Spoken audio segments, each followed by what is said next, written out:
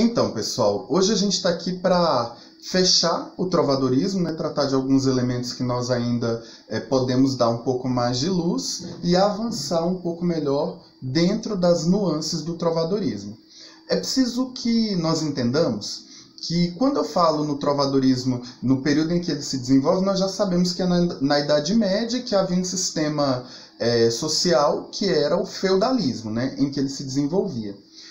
A gente pode considerar também como informação importante que quem dominava até o surgimento, até o período em que a Idade Média vai se desenvolvendo, né, se consolidando, se desenvolvendo, o império que dominava era o Império Romano.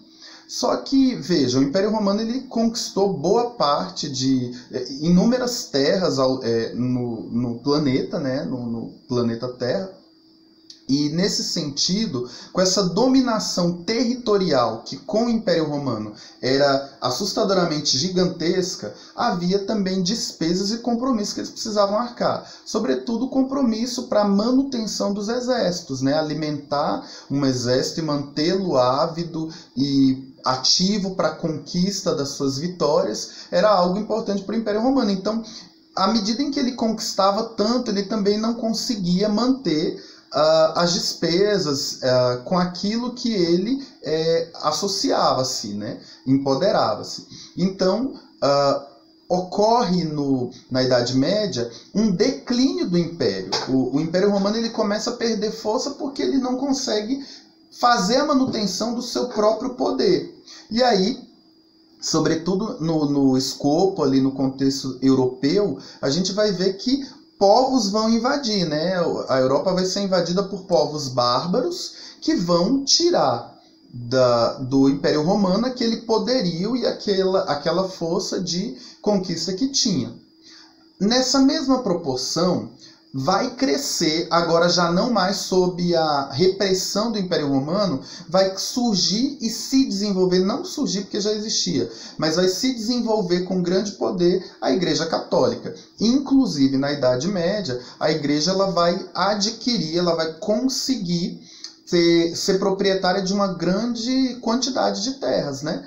Até porque os homens, muitos guerreiros vão combater em nome da igreja, né? A igreja vai pedir, vai enviar, eu te envio para tal batalha, mas aquilo que você conseguir, os despojos da guerra, eu quero que você faça o rateio comigo. E aí, em troca, eu te dou a indulgência, né? Que é o perdão dos pecados, por aqueles erros que você cometeu. Então, de certa forma, você vai ao céu, mas eu também quero uma parte daquilo que você conquistar. Então, essa venda de indulgências, essa negociação que a igreja fazia, ela foi possibilitando o crescimento da igreja em termos de influência e de conquista de terras. Ontem a gente falou que aqueles que conquistavam terra, elas eram consideradas pessoas poderosas, né? Então a igreja ela detinha na Idade Média uma boa quantidade de terras.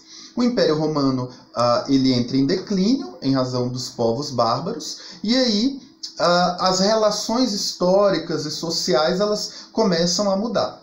É preciso que a gente entenda, quero retomar de ontem daquilo que a gente falou, da questão da relação de submissão, né? A gente sabe que o homem, ali naquele escopo social, naquele métier onde ele estava, ele acabava sendo dependente um do outro. Então, o vassalo ele dependia do suzerano. Nesse sentido, a ideia de submissão, fosse ao senhor feudal, fosse a um suzerano, fosse a igreja que, além do poderio intelectual, porque ela detinha a escrita, né, as bibliotecas, as obras de arte, muito disso estava no poder da igreja, ela detinha também o poderio na questão da influência espiritual. E a gente sabe que no trovadorismo se desenvolve a visão teocêntrica. Nesse sentido, o homem naquela época, além de ser dominado socialmente, ele também espiritualmente ficava no campo daquilo que a igreja continha, detinha e dirigia. Então, a mentalidade humana era muito representada e conduzida por aquilo que a igreja acreditava que deveria ser. Tanto que o homem aceitava ir às batalhas em defesa da igreja, né? É um dado importante a ser considerado. Quem era a mulher? A mulher ela tinha um poder que ela aquela época ela não sabia, né? Porque a mulher ela não podia se manifestar, ela não escrevia, ela não lia, eu digo assim, ela não era a autora, ela poderia saber ler, saber escrever, mas a mulher ela não tinha socialmente um papel importante no sentido de se representar ou se fazer representar por alguém, né? Mesmo que a gente tivesse a cantiga de amigo, era muito mais uma cortesia de um poeta para a dama, mas não necessariamente era porque a mulher tinha um empoderamento. Na verdade, era o contrário. Como ela não podia falar, alguém falava em seu lugar. Nesse sentido, pessoal, a mulher ela era vista pelo homem, muitas vezes dentro do lar, como uma beleza que poderia desestabilizar o poder masculino. Então a mulher, ela, em tese, ela era, muitas vezes na Idade Média, a gente vê aquela mulher relegada ao aposento, ao quarto. Por quê? Porque muitas vezes a mentalidade do homem acreditava que pela beleza da mulher, ela o poderia enfeitiçar e tirá-lo daquilo que ele tinha como plano. Então veja, a beleza da mulher era velada, acompanhada e sistematizada no sentido de controlada, na verdade seria o termo, porque o homem não poderia perder o controle do que ele tinha em razão da beleza e do feitiço da mulher. Nesse sentido, a mulher tinha um poder, por isso eu disse à época, agorinha, né, que a mulher ela tinha um poder que ela não sabia. Ela conseguiria talvez alguma coisa se ela tivesse noção daquilo. E isso vai aparecer na produção artística no sentido de que a mulher ela vai ter muita importância para o trovador, para o homem que escreve a cantiga, só que ele vai velar a identidade. Talvez essa ideia de ter o controle de tudo faz com que o homem considere a mulher dentro de uma jaula, dentro de um contexto.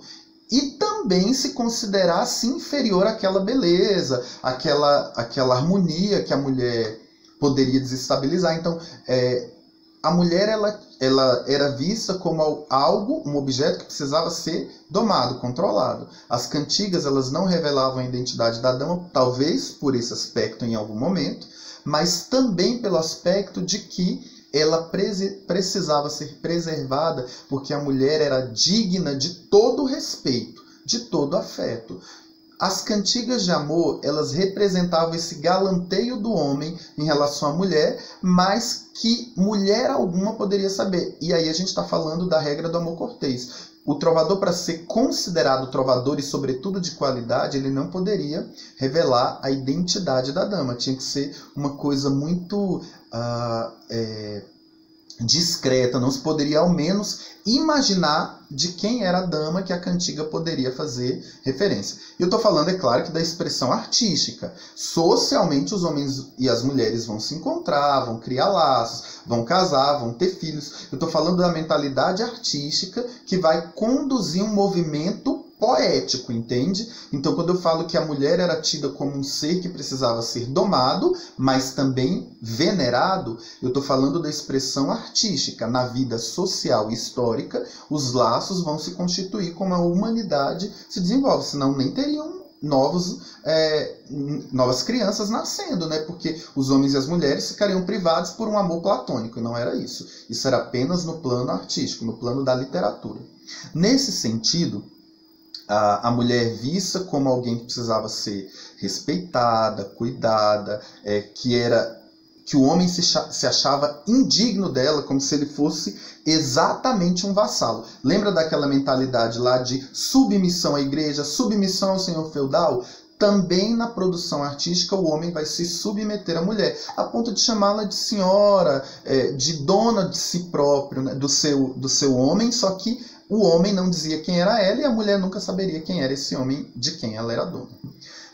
É preciso dizer também, pessoal, que muitas cantigas elas eram apresentadas e quando apresentadas elas tinham a presença de uma soldadeira. Quem era a soldadeira? Uma mulher que dançava durante a apresentação. Só para ilustrar, acho até que vale a pena assistir esse filme, O Corcunda de Notre Dame. Eu vou até colocar algumas fotos que eu tirei nessa igreja, na igreja de Notre Dame, onde esse filme se passa e que ali tem muito escopo, muito material, muito recurso, na verdade, muito recurso da Idade Média e também ali desse contexto do trovadorismo que a gente pode aproveitar. E vou pôr também algumas imagens da igreja de Santiago de Compostela, onde as cantigas trovadorescas eram apresentadas. Então a gente vê ali no Corcunda de Notre Dame aquela cigana Esmeralda dançando durante a cantiga. Então aquilo é como se ela representa uma soldadeira. Ela era muito alegre, se divertia, mas também trazia para si a má fama, porque uma mulher que dançava durante a apresentação de uma cantiga, ela se animava, se alegrava, mas ela também era exposta, né? Ela era mal falada, ela ficava mal falada de toda forma. Fora a questão da poesia, eu quero enfatizar a construção dos cronicões. Ontem eu falei das novelas de cavalaria, mas também tinha umas crônicas de viagem, né? que eram histórias que narravam, eram relatos, na verdade, que relatavam as viagens que ocorriam ali naquele período. Então, além de uma literatura em verso, que a gente vai chamar de cantigas, e além da prosa com as novelas de cavalaria, que contavam as aventuras dos guerreiros em nome da igreja, apartados por um tempo de suas donzelas, nós teremos também os cronicões, que vão narrar as viagens desse homem que viaja, né, naquele período médio. Eu vou propor, na sequência, assim que você terminar esse vídeo, eu vou propor eu criei um material que é um recurso dessa explicação do trovadorismo, aliás, de ontem até aqui, só que ela só reúne imagens. Eu quero que você se reporte a essas imagens e, com base nelas, você crie tópicos. Você vai olhar a imagem e vai criar tópicos de informações pautados com aquilo. Eu coloquei imagens simbólicas que representam núcleos temáticos, ou seja, núcleos de informação. Só para garantir que você entendeu todo o trovadorismo, você vai olhar a imagem e tentar associar. Você vai ter como recurso para o seu processo o livro didático, parte 1, o capítulo 3 na sua inteireza. Então você pode utilizar o livro como recurso e até mesmo o PowerPoint que eu disponibilizei ontem. Vale a pena fazer com muito cuidado, com muita cautela, inclusive usando esse período de aula, porque se houver alguma dúvida, como você está fazendo dentro do espaço de aula, você vai poder me sinalizar ou no chat ou ali na sala em que eu vou estar online no período de literatura aplicado dentro da sua carga horária. Então observe seus horários e põe ali. Caso você demande um tempo maior, num horário diferente em que eu não esteja ali online, você pode inscrever a sua dúvida no fórum e assim que eu eu te respondo. Possivelmente eu vejo no mesmo dia ou no dia seguinte, ok? Qualquer dúvida nós vamos nos falando por ali e se precisar, nós esclareceremos todas as dúvidas que vocês tiverem, tá bom? Até a próxima, pessoal. Bom trabalho a todos.